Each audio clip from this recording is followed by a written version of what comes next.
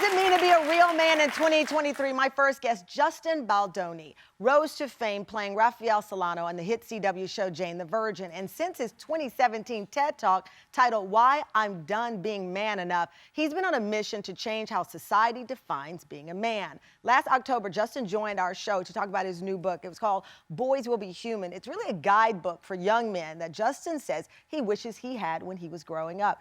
Let me tell you, I read the comments, y'all's responses online, even in the studio that day. I knew that we needed to do a follow-up, and I was so inspired by that conversation. I asked Justin to come back, and let's dig into more of what he is trying to get out there in his messaging. Take a look.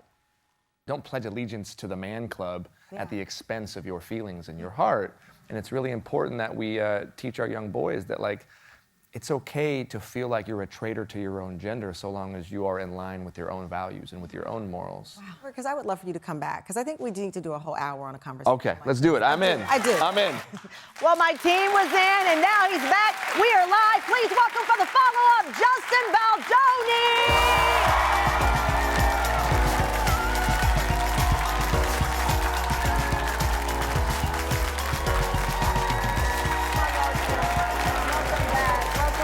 Welcome back.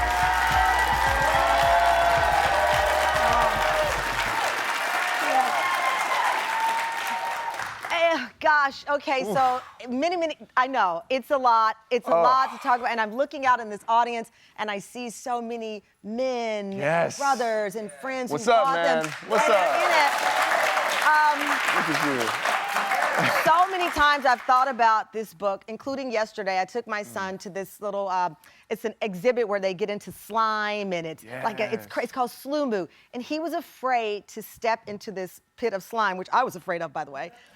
And I said, okay, how do I say to him, you know, go in and try it, but don't be afraid, or get in there, you know? And there I was, and I said, it's okay to be afraid, but let's try it. And I was thinking about you, because I think, I probably would have said at one point in my time, you're a big boy, you can do it. And that's not healthy language. But that's also, I think, okay, first of all, I just want to say, the fact that this is happening and that we're doing an hour on masculinity means so much to me. No, it means so and much. that you brought me back, and that there's men here in the audience, and that we're having this conversation. I was just watching the tape, and I was getting emotional in the back. Just hearing the men in the show talk about what it meant to be a man, because these were not things that we talked about 5-10 years ago. So I just want to say thank you. And all of the men on our staff, you know, I'm the old one, I'm the OG around here. These are all young men, like under 40 on our team. So these aren't conversations that were happening, you know, 1950s. These are things struggling right now to be articulated through the lens of young men. This book, as you know, hit a nerve, New York Times bestseller. What is, at this point, the message? Because you're the messenger, and you've been hitting it. At this point, what's the message? First of all, I'm one of many, and this conversation wouldn't even be possible if it weren't for all of the women who have been trying to just, like, break down this door for years. So you think it's been really pushed by women? This absolutely has been started by women.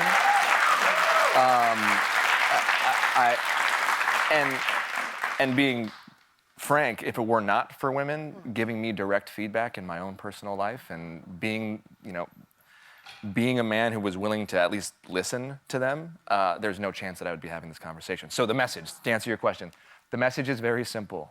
As men, we need to embrace all of the parts of us that make us human. That's it. It is. It's very simple. In your book, you break it down. You say it's very simple, and I love how you break it down so that it is approachable. You have these 3 chapters. The first titled, Boys Will Be Brave. And you write, somewhere along the way, as boys, we get trained to think the wrong things are brave. We get convinced that bravery means being so fearless that we don't show our emotions at all. Do you guys relate to that? Right? It's this misconception of what bravery is. It's this feeling that we're not brave unless we're running into burning buildings. When in reality, I believe that the bravest thing that a young boy and a man can do is to confront the parts of him that are dark, the parts of him that are scary, the parts of him that make him vulnerable. Emotional bravery, I think, is I don't want to rank bravery, but I would say it is the hardest thing that we can do. Because you're most vulnerable. We're you're most vulnerable. Because we are exposing ourselves to the worst kind of pain and suffering, which is being policed and bullied by other men who we want to accept us. And that happens at a very early age. The second chapter, you say that this notion that boys will be smart. You say most boys are taught, whether we realize it or not, that asking for help makes us look weak. It's like there's an unwritten and ridiculous rule of masculinity that says you have to know everything. I tell you, I was raised by a military man, 30 years in the Army. Yeah. My dad was like, I don't need a map. I can drive you around the country. And my mom was like, no, Dad, you have to look at the map. Because looking at the map was defeating to my dad. He's Columbus. He's gonna get us around in the wrong continent. And I'm like, exactly, right? Yeah. Get to the wrong town and then claim it as its own. Claim it as your own. Yeah, exactly. That's a big one. It's a big one. And it's so funny. It's so like cliche almost at this point, but it's true. We're raised with this idea that we can't ask questions.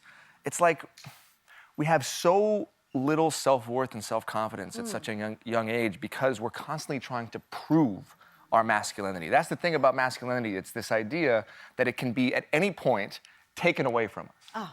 That can't happen with femininity. Well, that's why I don't like when people say, oh, he's emasculating. I'm like, I don't believe that's a real word. it's not, it shouldn't be. I think it's a made-up word that's really just about insecurity. Now, you can make a man feel insecure, but you cannot take away his masculinity. So we've created an entire word that's not real. Okay. Like the idea that if I ask you for directions, or if I ask you for help, or if I admit that I'm nervous today, because guess what, I was nervous this morning because you gave me a whole hour to talk about masculinity, that somehow I'm not a man. This idea that we have to present and posture and pretend that we know everything, when in reality, we're just trying to figure it out like everybody else. We are live, and TamFam, we want to hear from you. What do you want to ask Justin about raising boys? My team is going through tweets and posts right now. We'll have the answer, and I'm going to get to the third point in his book, the guide to really having this powerful conversation. And Tyler Lepley will join us as well. Coming up. So sweet.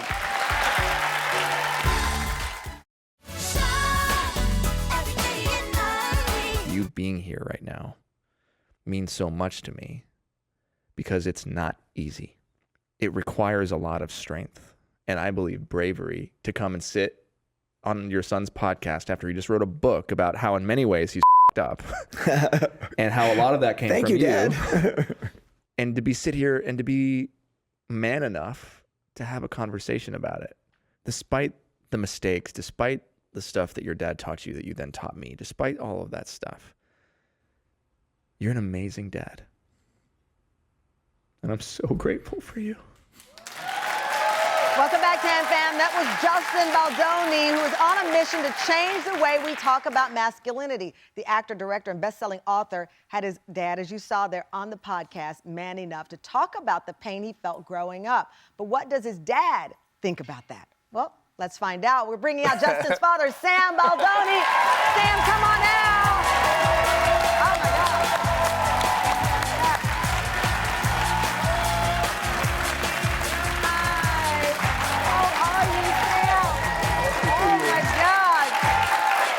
Oh, I think he's so sweet.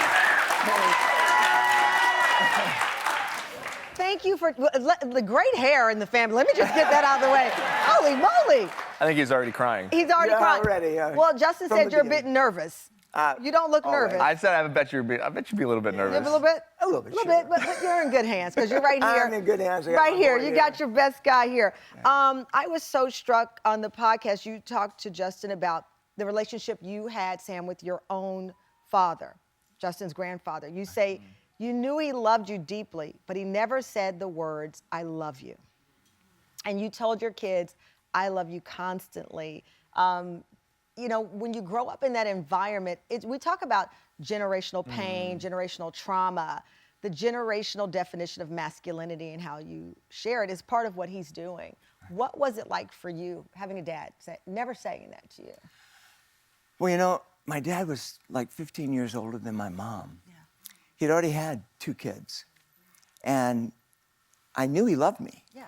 but he was really in the middle of like his career, and he spent a lot more time with that. But when the moments we were together, you know, he was a dad. He was okay. He was good. But it just, my mother is the one who always said, "I love you." Yeah. So then you become a father. Did you say to yourself, I can't do that same thing? I did exactly the opposite of what my dad did. I made it a point to be at every sports activity my son did. I wanted to support him in the best way I could. Always said I love you. But you felt pressure to be perfect because of your father. You talk about that. So it's a separate thing, right? So on the one hand, I got so many I love yous. Like he's been affectionate. Like he's sensitive. Like, he always told me that he loved me and that I was enough. Yeah. But on the other hand, what he learned from his dad was this, that we needed to always look like we had our stuff together. Yeah. That we had to be perfect. You know, my outside world. grandfather was a senator, right, in Indiana. So there was this idea that like, no, nobody can know what's happening. Nobody can know the inside. And so I grew up and I only saw success. I only saw my dad winning and making money and closing business deals, but I never saw the human part that was his personal individual struggle. And that's so important for young boys and young girls and young kids in general to see their parents struggling. And it wasn't his fault. Yeah. Like, it wasn't his fault. All you were doing, all he was doing was trying to be a man that his dad taught him how to be. Shielding your children from the realities of life, but the only way you can... Which he thought he was protecting Yeah, he thought you me. were protecting. That's right. that's the way, the definition of being a man was you do everything. Yeah. You take care of the household, you take care of the finances, you never tell anybody about your problems. Yeah. Certainly You know, that's not how your you children. grew up. And Right. you never want your kids to know you're struggling. You want them to feel safe and confident in what they're doing. And in their lives. And in reality now, what I think is so important is that we start to model the vulnerability part. Because what I've always said is, you know, we're Italian. My dad is super emotional, but he was never vulnerable. And there's a difference between being emotional and vulnerable. Yeah. It's one thing to be emotional and to cry, and you see a movie, you watch a commercial, a Super Bowl commercial, you cry. That was always my dad. He always was crying. But vulnerability is when he says, son, I'm struggling, or, you know, I had a bad day today, or I feel depressed, or me and your mom are going through this thing. And we want to almost intuitively shield our children from that, but in reality, what we're doing is we're depriving them of life's most beautiful lessons. Yeah, yeah. Because And how so am I then going when to it happens, they don't know how to cope with it. How am I ever going to feel okay with failure or with struggling if I never saw my role model struggle? Yeah. Right? And that's where I think the next conversation is for this new generation of young boys, Wow. is for parents and for fathers especially to model that, so that when I grow up and I'm feeling depressed or I have anxiety, I don't feel like I'm the only one, because part of why I can't share it with anybody was because I learned to not share with anybody. Wow. You're a dynamic duo here. I'm telling you.